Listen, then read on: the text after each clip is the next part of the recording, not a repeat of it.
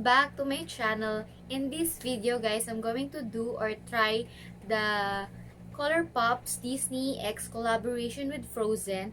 Talagang syempre, sino ba namang hindi Disney fan, 'di ba? As you can see, talagang napaka-fan ako ng Disney, and most of the collaboration ni Disney's, be it the Disney princesses or anything Disney related, talagang ina-avail ko.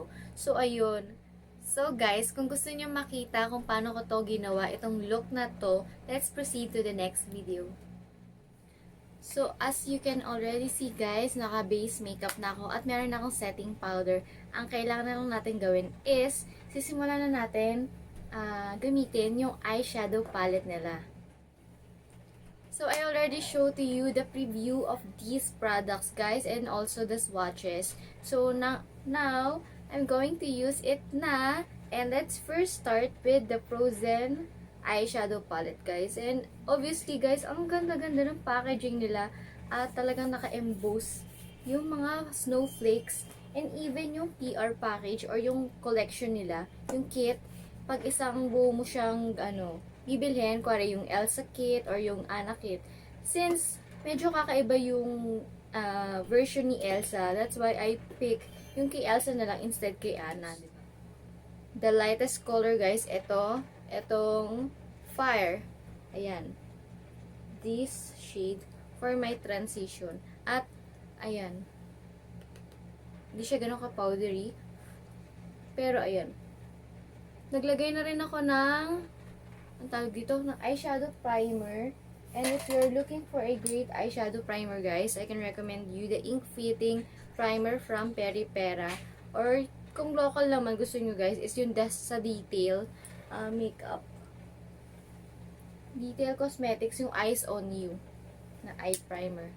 Yan, ang ganda nito guys. So let's start with the transition muna. Tanggalin natin yung mga creases ng foundation and the concealer.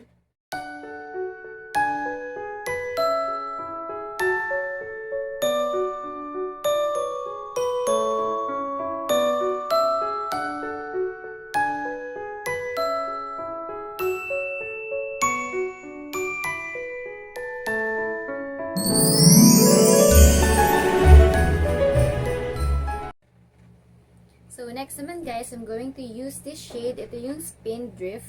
At ipapak ko lang siya dito sa bandang gilid ng aking eyes. Ayan.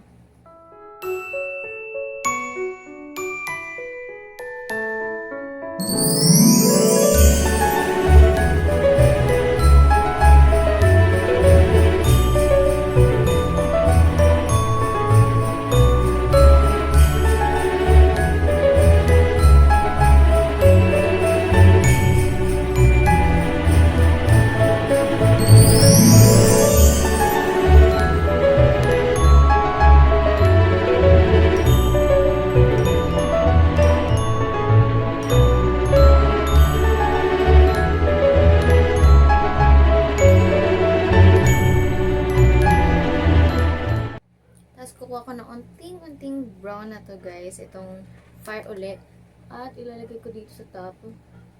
Para mukhang seamless siya yung sa taas. Dahil medyo harsh nga yung pagkakalagay natin.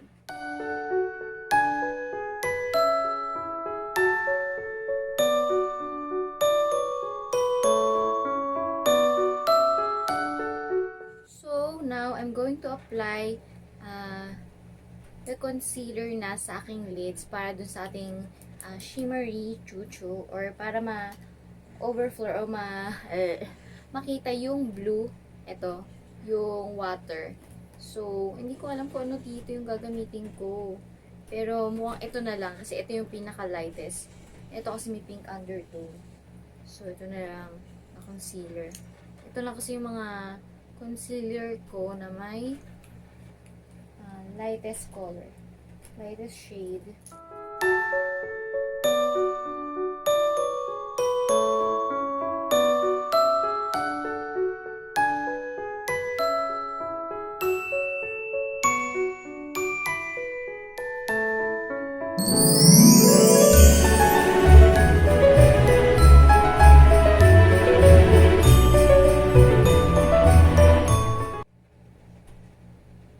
Sabi ko sa inyo guys, oh, hindi siya pantay. Ang pangit. Yan, hayaan muna natin siya matuyo, beshi. And I'll be back pag medyo tuyo na siya. Now I'm going to put the shade water.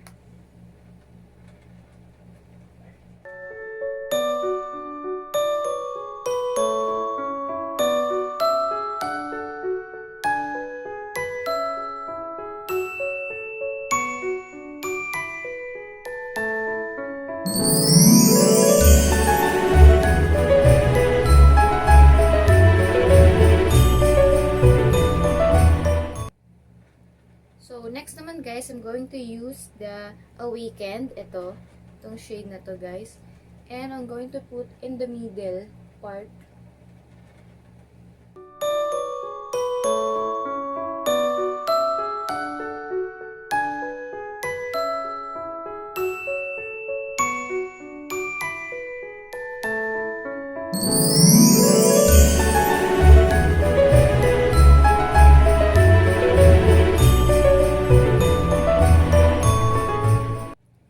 The shimmer guys, I'm going to use itong Cuddle Close. Yan, maganda itong shimmer na to. And I'm going to wet my brush para talagang tapik na kaagad. Using this Fresh Skin Love na tomato setting or face and body mist. Mas maganda siyang i-apply pagbasa. Ayan.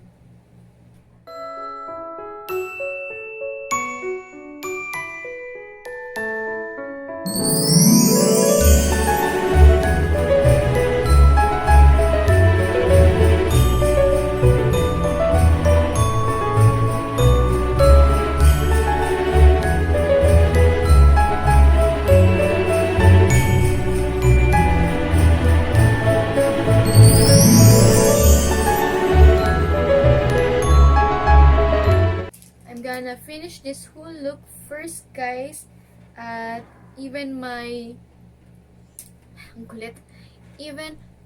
eye makeup guys, maglalagay ako ng lashes, eyeliner, and mascara at sasabayan na rin natin ang paglagay mamaya ng blush and highlight. I think we're gonna use some highlight on this palette muna, guys. Let's try kung pwede siyang pang-highlight. And I'll be back.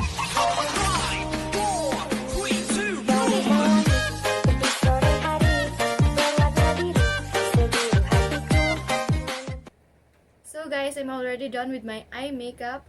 Ngayon, itatry natin guys kung pwede siyang gawing highlight. I'm really curious. Etong ice crystals. Ayan, tignan natin kung pwede siya. And itong Northern Lights. Kung which one will be the best highlight. Ayan, ang ganda oh. Ayan, sa look natin. Pero tingin ko, itong Northern Lights ang mas magandang gawing highlight, guys. But first, gagamitin ko na lang tong ice crystals para dito sa tear duct natin. Bagay na bagay siya dyan. Babasain ko na lang siya nitong setting spray.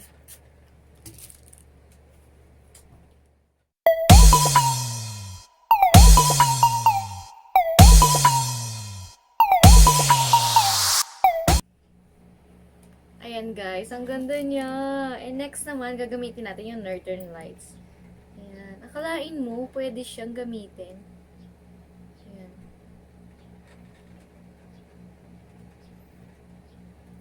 And syempre, yan natin. Lagyan natin setting spray. Oh, effective ba? Meron ba? Oh, hindi siya ganun ka-visible. Kamay na nga lang natin. Wait lang. Mamaya kamay natin. Ayan. Hindi siya ganun hindi siya pwedeng pang highlight guys kasi hindi siya kumakapit.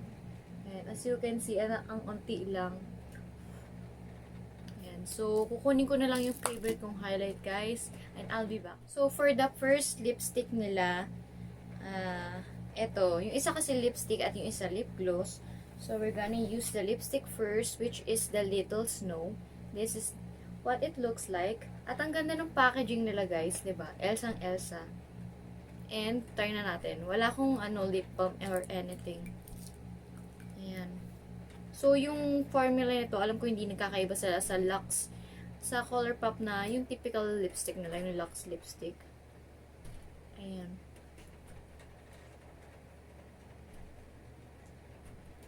Okay, parang siyang berry.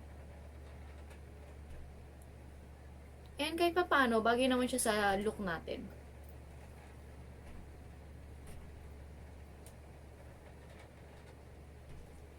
Pwede na.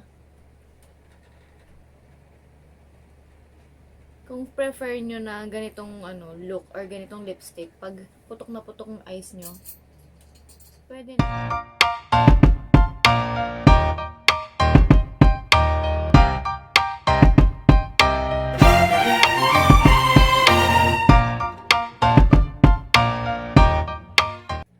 So, let's try the lip gloss, guys. This is the shade Mythic Journey. At tignan natin kung maganda siyang pang lip topper. And mamaya, we will gonna use it alone. At kung ano mas maganda.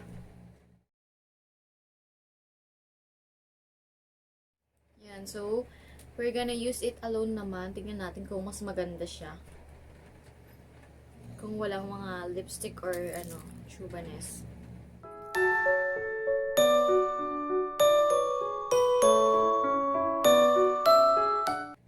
Ayan, hindi niya na-emphasize yung chop lips ko, guys.